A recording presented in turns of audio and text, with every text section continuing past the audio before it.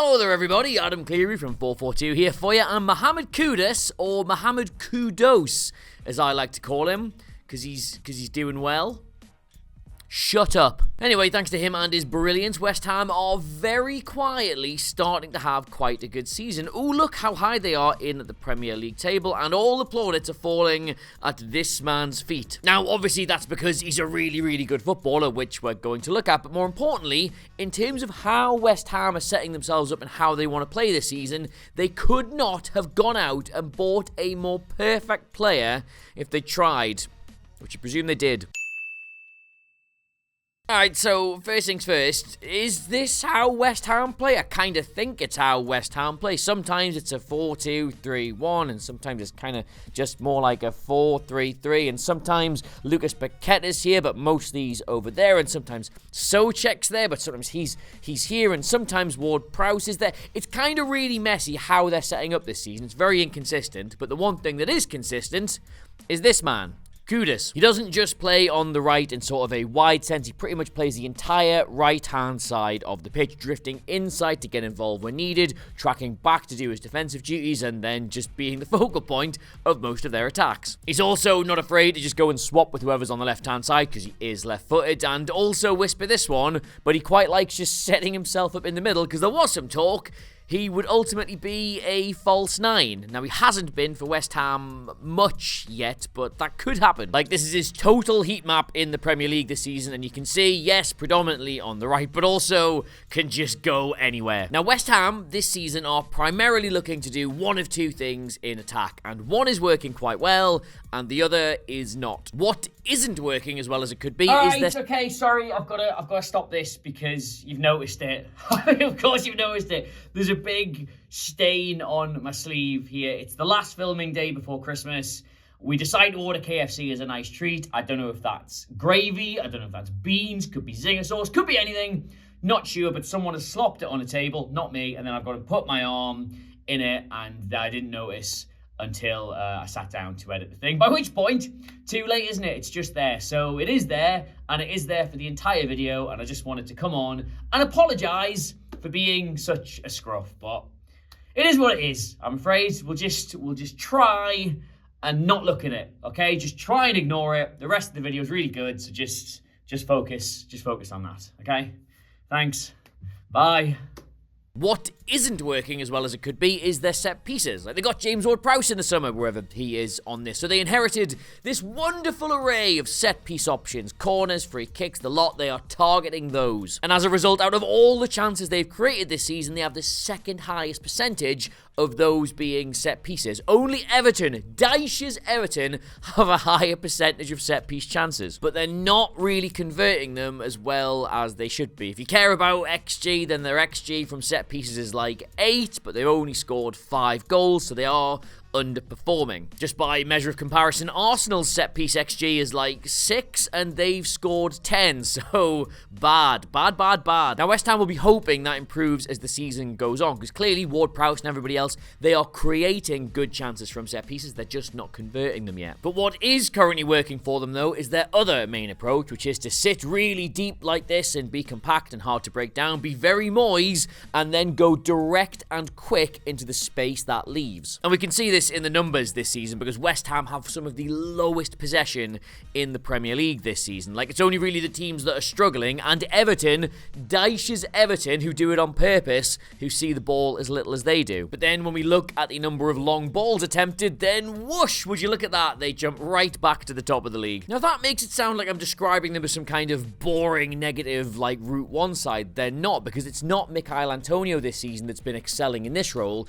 It's Jarrod Bowen, who I think I'm right in saying is 3'2". So the idea isn't to be really negative and then just lump it up to a big man who'll put his foot on it and bring everyone else into play. It is genuinely to create loads of space in behind, hit that, and allow your Bowens and your Kuduses to run through and score. And you can tell it's that and not the other thing, because West Ham also lead the league by miles for the number of switches of play. And what that tells you is they're still trying to create these pockets of space in behind the defense, even when they've got possession and they are pushed up the pitch. Like, just to show you what I mean. If you imagine this is West Ham and they've got the other team penned in, Bowen's not going to run in behind now, but he can certainly do a lot of movement that will give the defenders something to think about. They move the ball out to that side. The fullback joins in to provide the width. You've got, let's say it's Paqueta, he kind of floats inside. There's a lot going on over here, and they move the defense, hopefully this works, over and across to sort of congest this area. And by doing that, you can see that if this is Kudus, he hasn't now got a lot of space to run into. It's not like 30 yards in a straight line to the goal,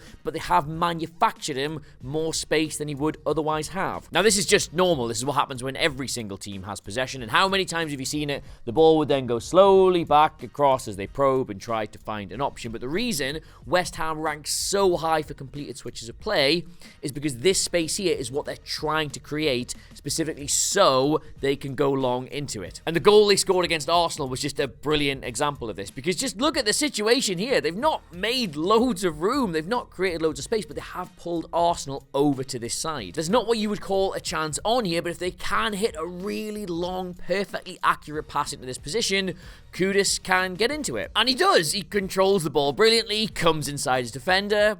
That sounds really weird. And then he finishes. Football's really dirty, isn't it? So that's what West Ham are currently trying to do. And obviously for Kudus in particular, he's getting loads of goals. It's working really well for him. But why? Well, to be the perfect player in this system, what do you need? You need blistering pace, which obviously he's got. You don't need me to show you that. You've got to be a great finisher as well. He's good with his left foot, he's good with his right foot. He's deadly in front of goal from range, from close. Like, the guy is genuinely lethal. But also, you're going to be doing a lot of running with the ball. Like, West Ham might be sitting deep. They're going to go straight into you once they turn that ball over. You might be receiving it in this part of the pitch here and have to know exactly how you are going to get it from there to a goal-scoring chance. And maybe there's only one defender in your way, but maybe there's 3 or 4. You need to be as comfortable taking one man on as you are dribbling between a bunch of them. He's absolutely out of this world, this kid. Like, this is just this season in the Premier League as well, so there's no stat padding from 6 months in the Eredivisie. This is how he is adapted to the quote-unquote hardest league to play in on the planet. There is only really Jeremy Doku who is even attempting to go past him more times in a game, and in terms of how successful he is as a percentage,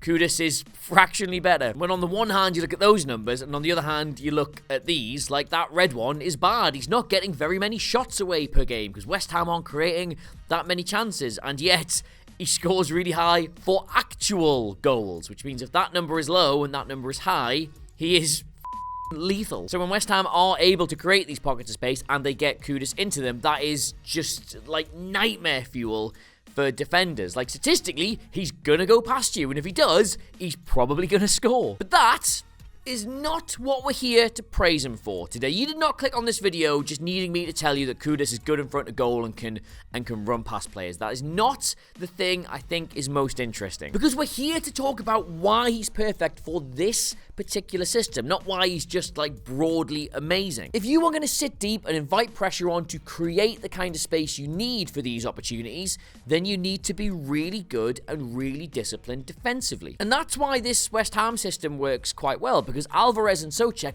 very, very different players, but both dogged and determined. They don't give the ball up. James Ward-Prowse and Lucas Paqueta, like, primarily creators. Like, you think of them for what they can do with the ball at their feet, but they're also great in a tackle, and they're great at covering space. And Bowen as well, now that he's moved into the centre of the pitch, has become this amazing pressing forward. Like, defenders don't get a minute's peace. But none of them are carrying Kudus. Like, you would forgive West Ham for being set up in this way, of having all this sort of discipline and just sort of like steely mind David Moyes-ness, and then you just throw some spectacular young lad out on the wing and just hope he can do something with it. But no, he is as much a part of this system as the rest of them. If I ever show you any stats that are likely to surprise you, right, it should be these. Comparative to all the other attacking midfielders and wingers in the Premier League, Kudus might genuinely be the best one defensively. Like, he's legitimately top, number one. Nobody else is doing more in the Premier League for the number of tackles and for the number of tackles won. And unlike a lot of other players who are just winning the ball back loads because they're part of a high-pressing team, he's doing it